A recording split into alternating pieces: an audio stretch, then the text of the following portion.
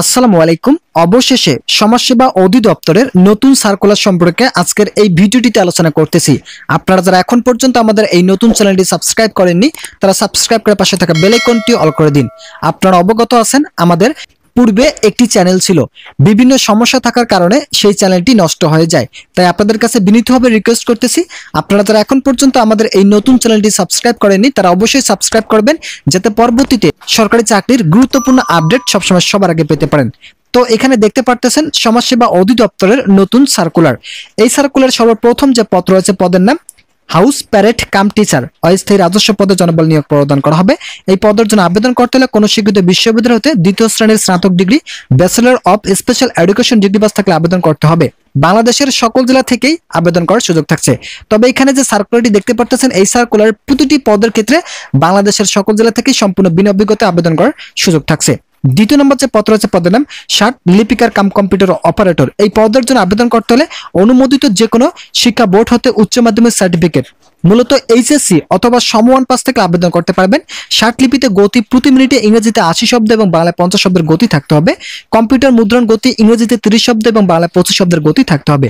তৃতীয় নম্বর যে পদ রয়েছে পদের নাম ফিল্ড সুপারভাইজার, স্থায়ী রাজস্ব পদে জনবল নিয়োগ প্রদান করা হবে। কোন স্বীকৃত বিশ্ববিদ্যালয় হতে ন্যূনতম দ্বিতীয় শ্রেণীর স্নাতক ডিগ্রি এবং কোন স্বীকৃত প্রতিষ্ঠান হতে কম্পিউটার চালানোর প্রশিক্ষণ প্রাপ্ত হতে হবে। বিভাগীয় প্রার্থীদের ক্ষেত্রে বয়সসীমা 35 বছর পর্যন্ত শিথিলযোগ্য। চতুর্থ নম্বর যে পদ রয়েছে পদের নাম ইউনিয়ন সমাজকর্মী। ইউনিয়ন সমাজকর্মী মূলত সমাজসেবা অধিদপ্তরের মধ্যে গুরুত্বপূর্ণ যে পদ রয়েছে সেই পদের নাম হচ্ছে ইউনিয়ন সমাজকর্মী। ইউনিয়ন সমাজকর্মী পদ সম্পর্কে আলোচনা করার পূর্বে আমি আপনাদের কাছে বিনীতভাবে রিকোয়েস্ট করতেছি, আপনারা যারা এখন পর্যন্ত আমাদের এই নতুন চ্যানেলটি সাবস্ক্রাইব করেননি তারা সাবস্ক্রাইব করে পাশে থাকা বেল আইকনটি অল করে দিন, যাতে পরবর্তীতে নতুন নতুন আপডেটগুলো মিস না হয়ে যায়।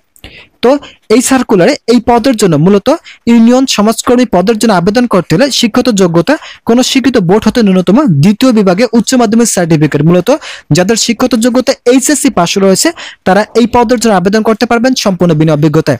বয়সের ক্ষেত্রে সর্বনিম্ন 18 এবং সর্বোচ্চ 32 বছর পর্যন্ত। তবে যারা বিভাগীয় প্রার্থী রয়েছেন তাদের ক্ষেত্রে সর্বোচ্চ 35 বছর পর্যন্ত আবেদন করার সুযোগ থাকছে। পঞ্চম নম্বর যে পদ রয়েছে পদের নাম অফিস সহকারী কাম কম্পিউটার মুদ্রাক্ষরিক। এই পদের জন্য আবেদন করতে হলে কোন স্বীকৃত বোর্ড হতে উচ্চ মাধ্যমিক সার্টিফিকেট, মূলত এইচএসসি পাস থেকে আবেদন করতে পারবেন। কম্পিউটার প্রশিক্ষণ প্রাপ্ত হতে হবে। কম্পিউটার ব্যবহার সংক্রান্ত ওয়ার্ড প্রসেসিং, ডাটা এন্ট্রি ও টাইপিং ইত্যাদি সম্পূর্ণ গতি থাকতে হবে এবং এই গতিগুলোর মধ্যে ইংরেজিতে 20 শব্দ এবং বাংলায় মূলত উভয় 20 শব্দের গতি থাকলে আবেদন করতে পারবেন। এছাড়াও কম্পিউটার অ্যাপটিটিউড টেস্ট উত্তীর্ণ হতে হবে। ষষ্ঠ নম্বর যে পদ রয়েছে পদের নাম গাড়ি চালক। এই পদের জন্য আবেদন করতে হলে অষ্টম শ্রেণী পাস থাকতে হবে। হালকা ও ভারী যানবাহন চালানোর বৈধ ড্রাইভিং লাইসেন্স থাকতে হবে। অভিজ্ঞতা সম্পন্ন চালক প্রার্থীদেরকে অগ্রাধিকার প্রদান করা হবে। সপ্তম নম্বর যে পদ রয়েছে পদের নাম অফিস সহায়ক। এই পদের জন্য কোন স্বীকৃত বোর্ড হতে ন্যূনতম দ্বিতীয় বিভাগে মাধ্যমিক স্কুল সার্টিফিকেট, মূলত এসএসসি পাস থাকলে আবেদন করার সুযোগ থাকছে। তো এখানে যে সার্কুলারটি দেখতে পারতেছেন এই সার্কুলারটি ট্রায়াল হিসাবে প্রকাশিত হয়েছে। নতুনভাবে 2025 সালের শেষের দিকে একটি নতুন সার্কুলার প্রকাশিত হতে যাচ্ছে। এই সার্কুলারটি যারা যারা পেতে ইচ্ছুক তারা অবশ্যই আমাদের এই চ্যানেলটি সাবস্ক্রাইব করবেন, যাতে পরবর্তীতে এই সার্কুলারটি প্রকাশিত হওয়ার সাথে সাথেই সর্বপ্রথম আমাদের এই চ্যানেল থেকে সার্কুলারটি দেখে আপনাদের কাঙ্ক্ষিত আবেদনটি সম্পন্ন করতে পারেন। আজকের এই ভিডিওটি পর্যন্ত। ভালো থাকুন, সুস্থ থাকুন।